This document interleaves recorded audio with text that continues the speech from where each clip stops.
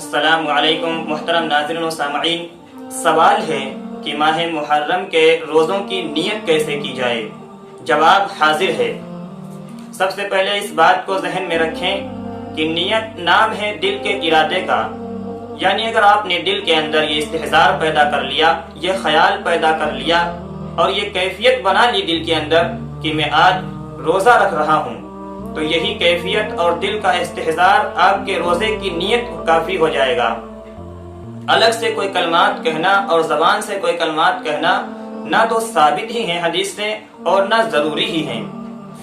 ہاں، لیکن یہ بات ضرور یاد رہے کہ ماہ محرم کے روزے یہ نفل روزے ہیں، اور نفل روزوں کے لیے سحری سے پہلے نیت کرنا ضروری ہے۔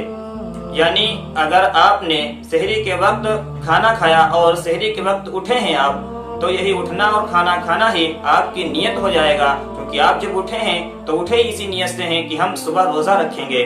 لیکن اگر آپ کسی وجہ سے سحری کے وقت نہیں اٹھے اور کھانا نہیں کھایا اور نہ ہی رات میں یہ خیال کیا تھا کہ ہم صبح روزہ رکھیں گے، پھر جب صبح 7-8 بج گئے اور پھر یہ خیال کیا کہ میں آج روزہ رکھ لوں، تو نفل روزوں میں سحری کا وقت ختم ہونے کے بعد نیت نہیں کی جاتی ہے اور نہ ہی روزہ ہوگا۔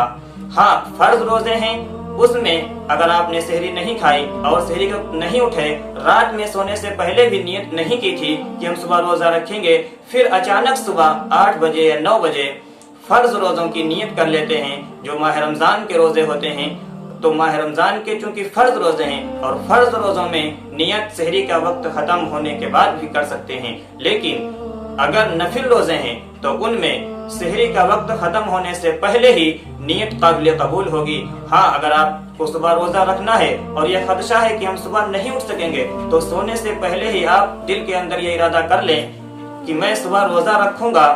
اگر آپ سحری کے وقت اٹھ جائیں تو آپ کچھ کھا لیں تو سحری بھی ادا ہو جائے گی جو سنت ہے، اور آپ نیت بھی نئے انداز سے پھر کر سکتے ہیں۔ لیکن اگر نہیں اٹھے ہیں تو آپ کی وہی نیت جو سونے سے پہلے آپ نے کی تھی کہ صبح روزہ رکھیں گے، تو یہی کافی ہو جائے گی۔ لیکن اگر صبح نہیں اٹھے اور نہ رات میں نیت کی اور پھر صبح 7-8 بجے نیت کر رہے ہیں، تو آپ کی نیت قابل قبول نہیں ہوگی۔